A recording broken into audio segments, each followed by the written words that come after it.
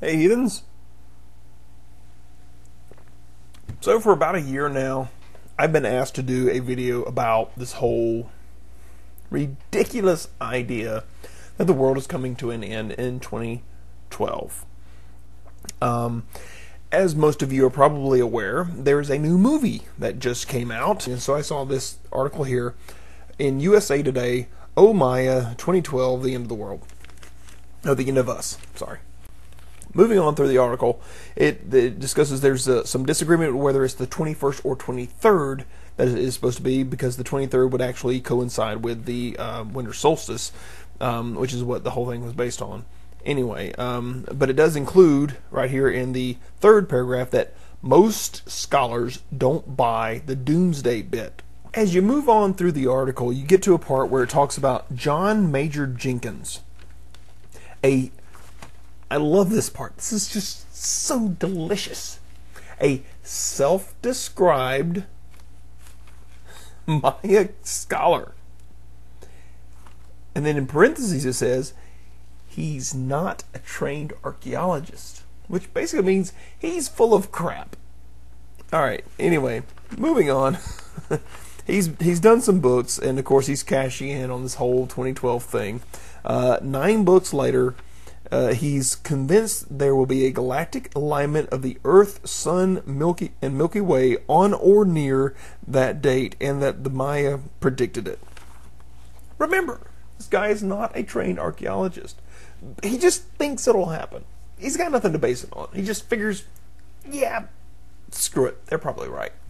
Alright, so then it says, all that stuff can be debunked or dismissed, but let's not throw out the baby with the bathwater. Wait a minute. It can all be debunked or dismissed, but let's not throw out the baby with the bathwater. So everything you're saying can be debunked. Everything you're saying can be dismissed. We're not throwing out a baby with bathwater. There is no baby in the freaking bath. You just made the crap up. It's pathetic, really, it is. It continues from there. This is his own quote. I'm not making this up. Look it up for yourself. He says, there's no evidence that galactic alignment can have transformative effect on Earth, not yet. But maybe the Maya hit on some kind of mechanism that the scientists have missed. So he just simply admitted that, okay, I have no idea what I'm talking about, but I'm just going to continue to push this idea because, well, I've done 9 books and I'm trying to do a 10th, I guess. I don't know. Don't be surprised when the prophecy fails if legions fail to abandon the movement. Studies of failed prophecies tell us that believers typically redefine and reinterpret rather than abandon. Even though eventually most do, it doesn't happen overnight. This comes from Robert Bartholomew, who goes kind of against the rest of the grain.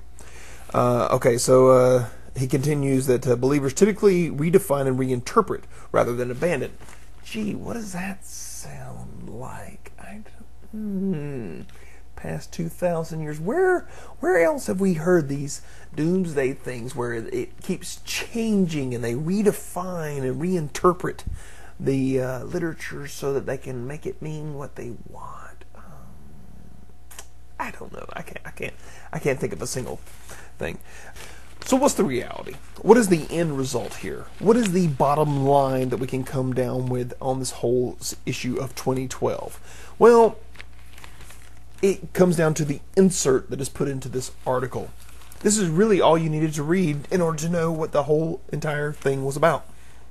At the top it says, reading the Maya calendar. The long count calendar system tracks great cycles of time. The beginning of the current cycle, dated 0.0.0.0.0, corresponds to August the 13th, 3114 BCE. Although the article says BC, I corrected it. 3114, that's 5,000 years ago. Even young Earth creationists will say that, well, that wasn't the beginning of time. That was the beginning of this cycle, meaning there was time before that. Okay, so if there was time before, is there time after? Let's move on. The cycle we're currently in ends on 13.0000 with a bunch of points in between each of the zeros. All right, so this comes up to 12/23/12 of the upcoming years. There is a professor here, Lisa Lucero, I think is how you say it, who says, I tell my students it is similar to an odometer.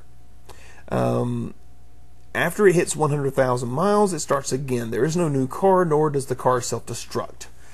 That's the idea. Just like the current calendar goes from January to December and then it starts over, their calendar just does a larger span. Just because it comes to the end of the cycle, it doesn't mean it's the end of time. This whole thing comes down to a Maya inscription fragment, meaning it's not complete, meaning it's taken out of context. In all, the ancient Mayan constructed calendars extended trillions of years into the past and future.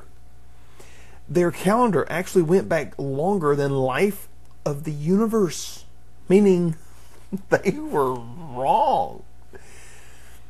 So it talks about the idea that 2012 t-shirts are being sold, and it concludes with, if 2012 fails to bring about the end of the world, don't worry, adds Romney, which is one of a science advisor to Asylum.com.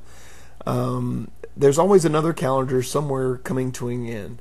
An Aztec calendar ends in 2027. For example, you might want to order your t-shirt now.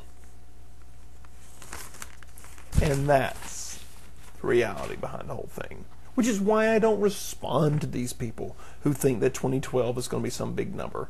Tell you what, let's talk in 2013. But don't take my word for it. Think for yourself.